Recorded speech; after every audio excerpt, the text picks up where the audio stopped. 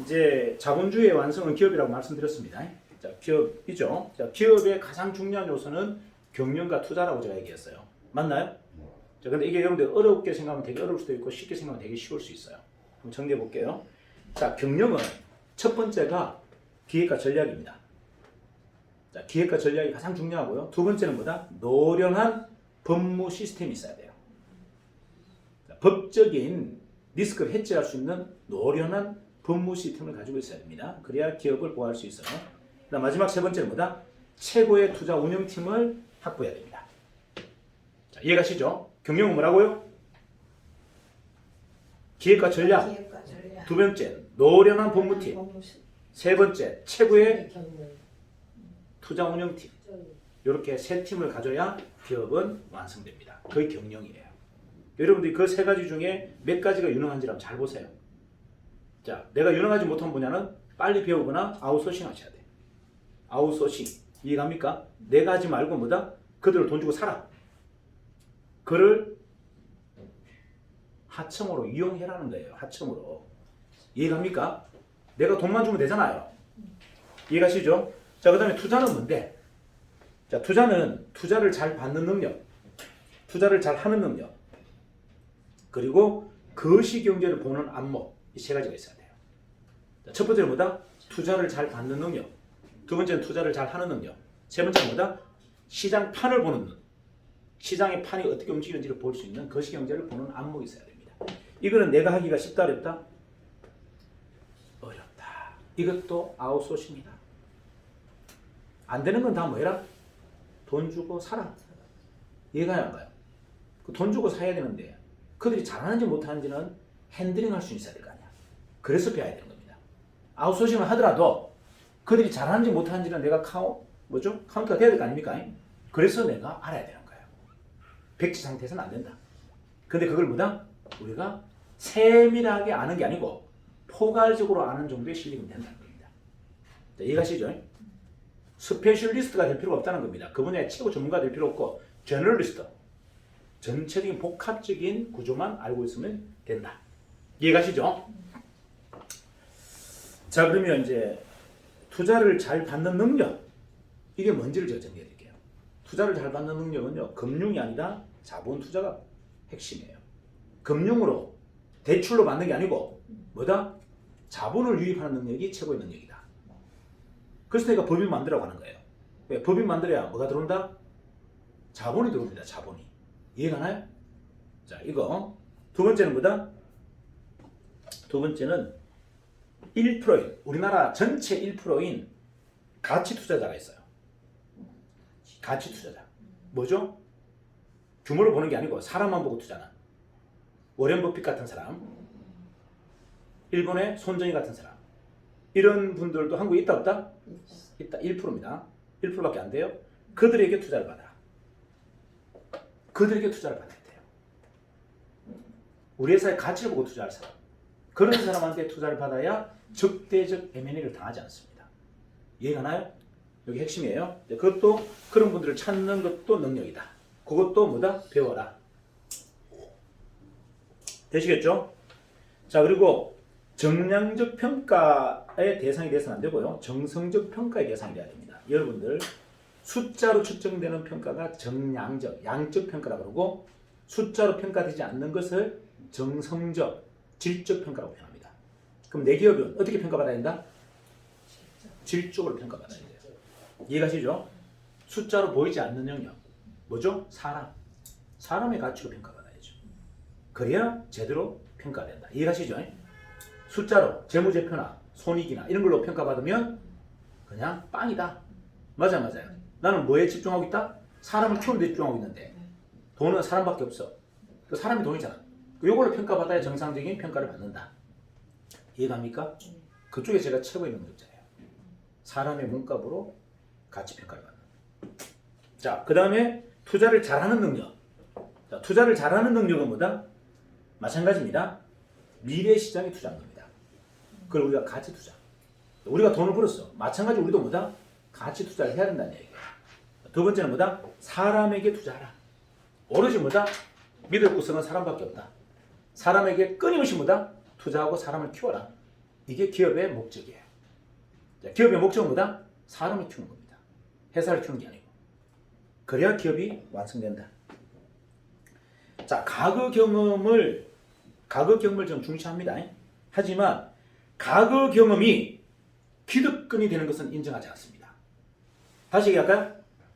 과거 경험은 인정해요. 중시합니다.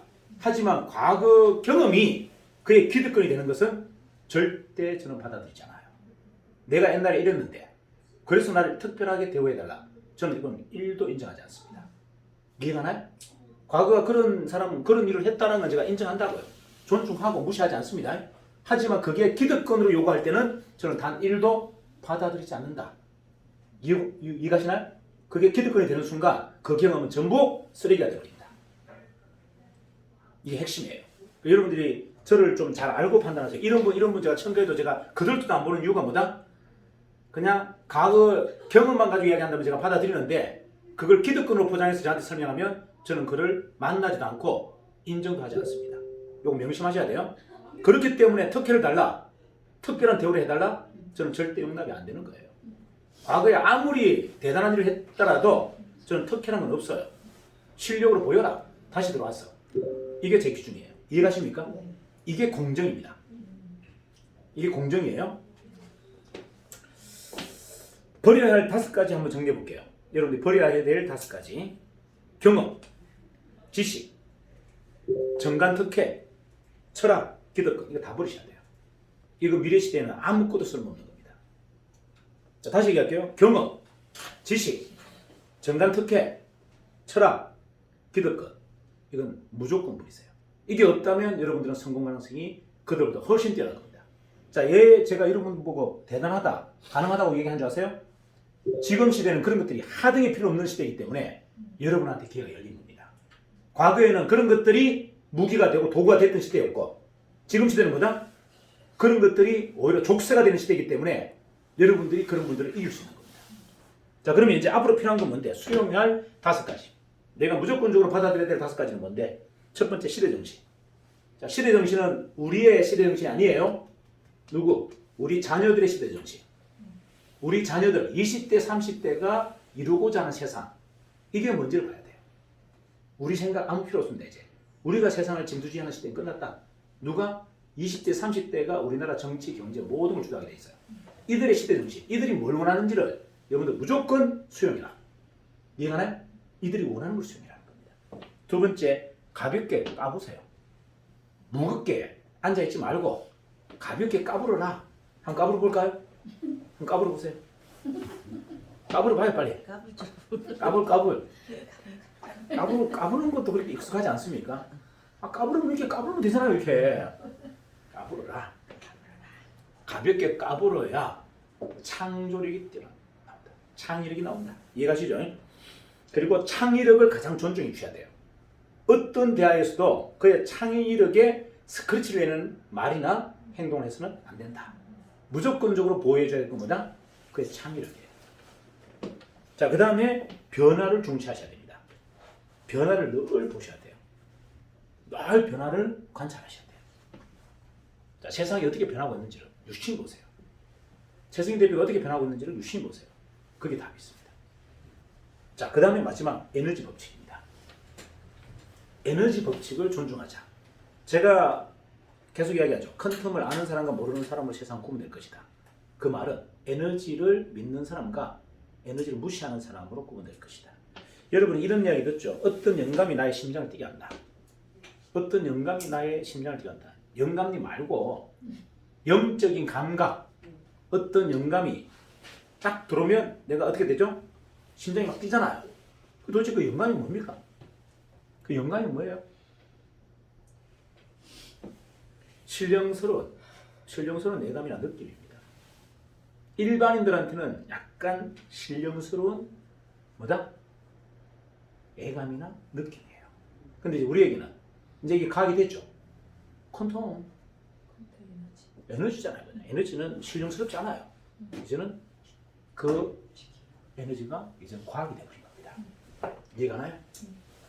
자, 그 다음에 창조적인 일을 하는 계기가 되는 착상이나 자극입니다.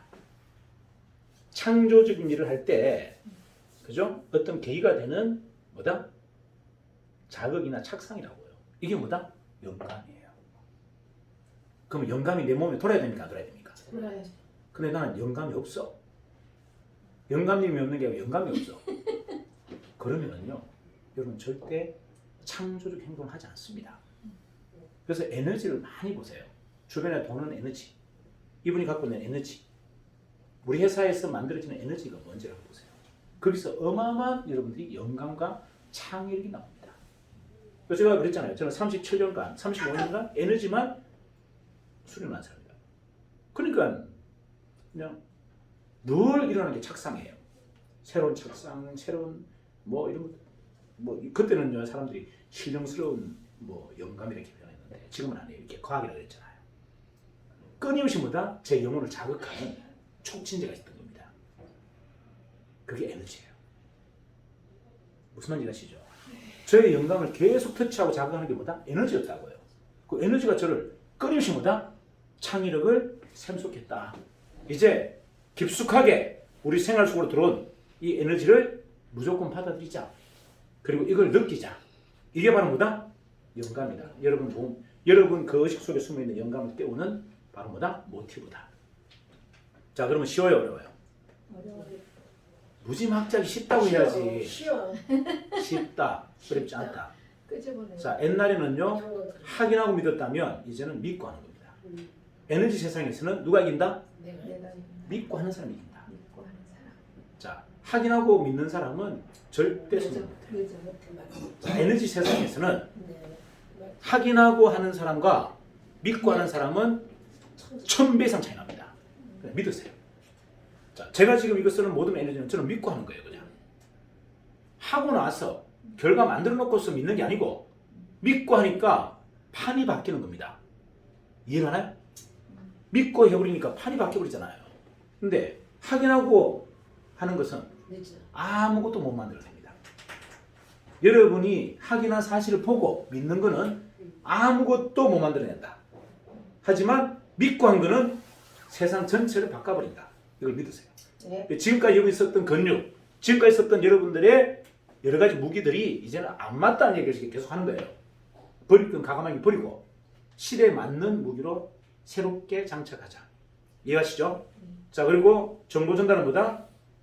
숨을 쉬는 행위와 동일하다. 숨을 쉬는 날까지 전달하시라. 니코틴은 뭐라 그랬죠? 니코틴은 초대. 동지를 만든 거라고 했잖아요. 동지가 없이는 절대 대업을 이룰 수 없다. 이해갑니까? 밥 먹듯이 하셔야 돼요. 하루에 한 끼는 먹지 않습니까? 하루에 한 끼를 먹죠? 그럼 하루에 한 명은 초대하자. 이해가시죠? 하루에 수만 번의 공기, 숨을 쉬죠? 그러니까 어떻게 해요? 정보 전달은 하다못해 1000분의 1, 100분의 1도 하자. 50명이든 100명이든 좀 하자. 이해가나요? 그거와 같다. 됐죠? 네. 자, 오늘도 숨 쉬고 오늘도 밥을 먹읍시다. 됐습니까? 네. 파이팅!